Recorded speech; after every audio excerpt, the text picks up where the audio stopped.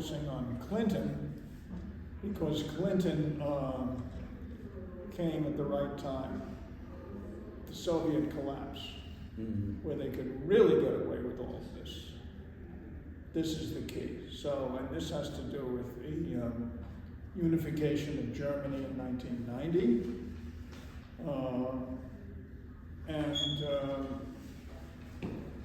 The administration producing a project for a new American century, which is a very important document, 46-page document that aimed to ensure U.S. military dominance forever.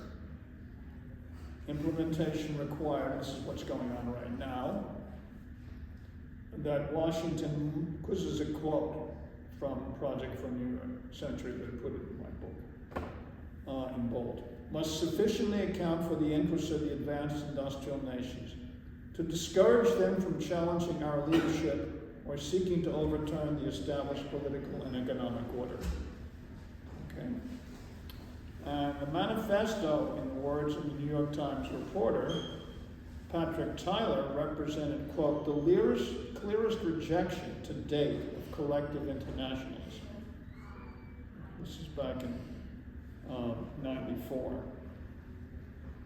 The strategy that emerged from World War II, when 5 victorious powers sought to form a United Nations that would mediate disputes and police outbreaks of violence.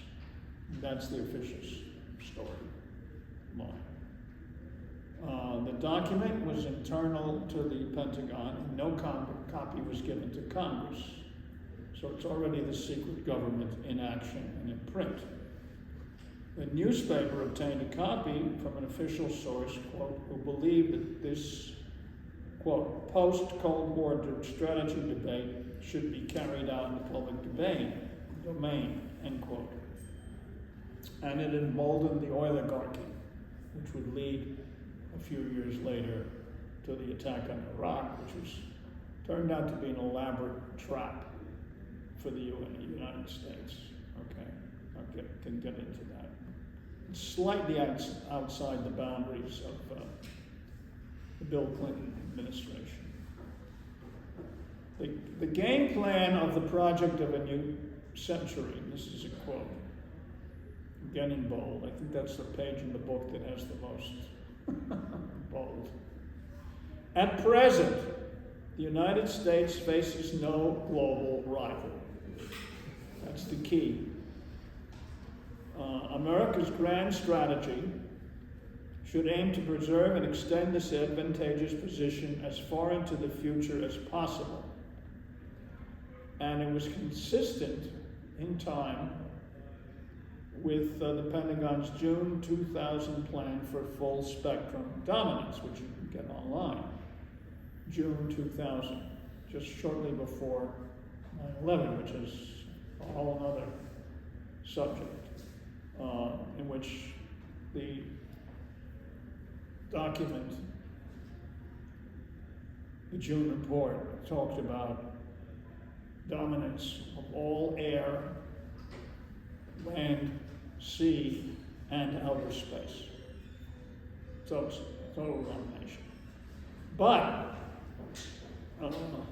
just to continue with this train of thought, September 21st, 1993 address, From Containment to Enlargement, President Clinton's first national security advisor, Anthony Lake, supported global expansion utilizing, quote, diplomacy where we can, force where we must. In other words, what that takes precedence over everything else.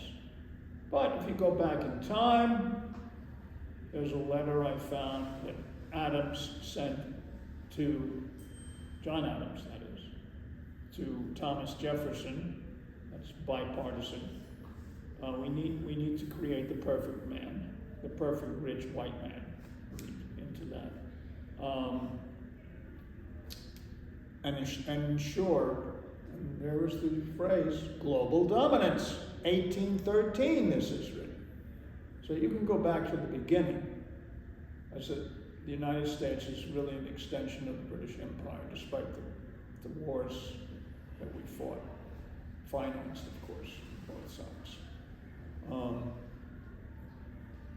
On that very same day, when that when that speech is delivered, Boris Yeltsin, in a blatantly unconstitutional move, dissolved the Supreme Soviet of Russia. So this is all connected.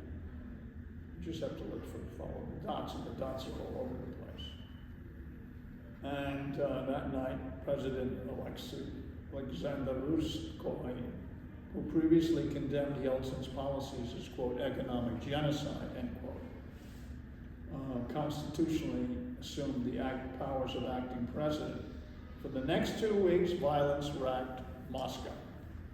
Yeltsin then ordered the bombing of the Russian parliament to roust his legislative opponents and killed 187 people.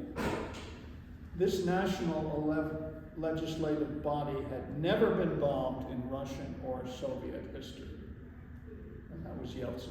And now, of course, the bombing happened to the great applause of the New York Times and others. This was a great democratic act. Yeah, of course. Bombing your own parliament. Yeah. The Times always rises to the occasion. Yeah. So Clinton took advantage of this Russian turmoil, I'm reading from the text here, to increase military spending by $110 billion over 6 years.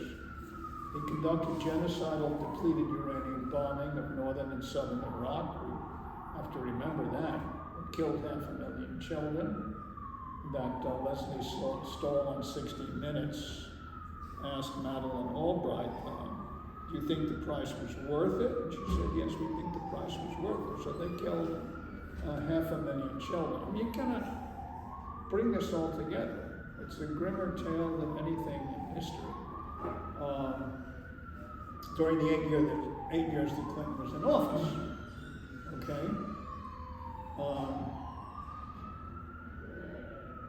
So Albright actually said, and it's on tape there, I think this is a very hard choice, but the price we think is worth it, end quote. So when I was coming out of the elevator in the Graduate Center of CUNY, she was going in with not one, not two, not three, but 4 bodyguards. I've never seen that on that close up. She was a monster. They were all monsters. They're all monsters. They're all setups. They're all horrible. It's just. By the way, Condoleezza Rice and Madeleine Albright have a new video out. I saw on Facebook that'll teach you about diplomacy if you want to learn. Well, of course, you got to cover yourself. It's all. She's also famous for a button collection, Madeleine Albright. Now, Clinton came to office a year after the Soviet Union had ceased to make history, on Christmas Day, 1991.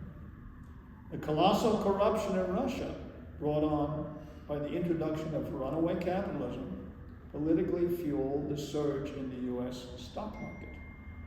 It generated an illegal outflow of $300 billion in assets. At that time, I didn't convert to the current dollar value. Some going into U.S. stocks that in turn propelled a precipitous fall in Russia's global influence during the 1990s, with the GDP dropping 50% along with life expectancy, because so many of the guaranteed social services that came with communism were jettisoned. Now, all along, I'm working on a book now on the domestic side of this policy, including the sellout of people like Angela Davis. Vote Democrat every election. Every election.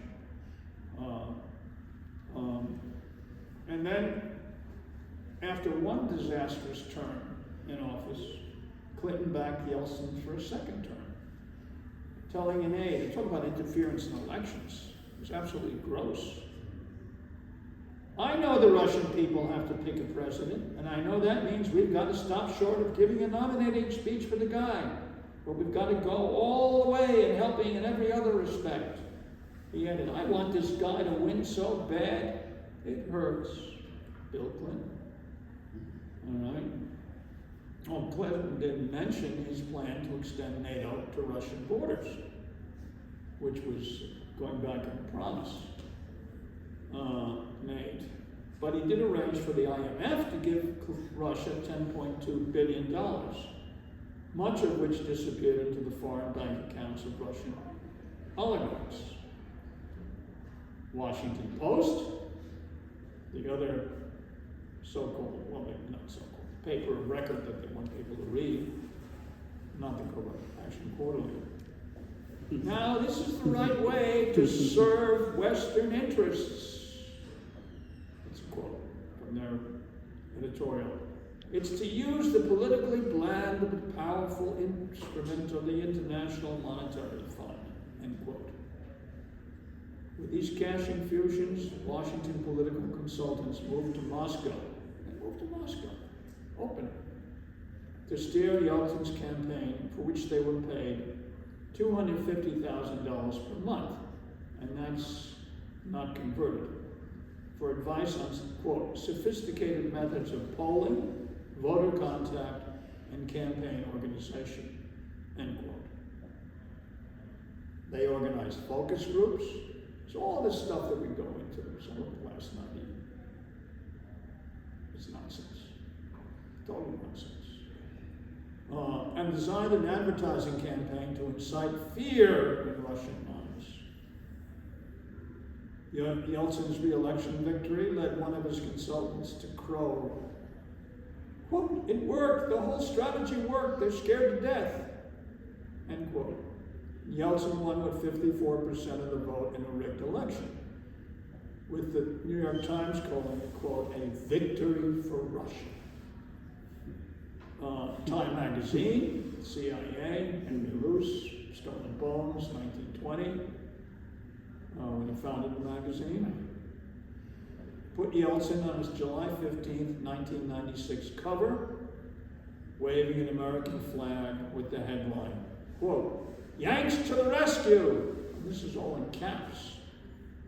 The secret story of how American advisors helped Yeltsin win. That's the subtitle, end quote. They're very open about it. Of course, the Soviet Union dismantled itself, and according to the Project for a New Century, which Donald Kagan and his wife, Victoria Nuland, resurrected in 2014 to give out cookies in the Maidan coup in Ukraine.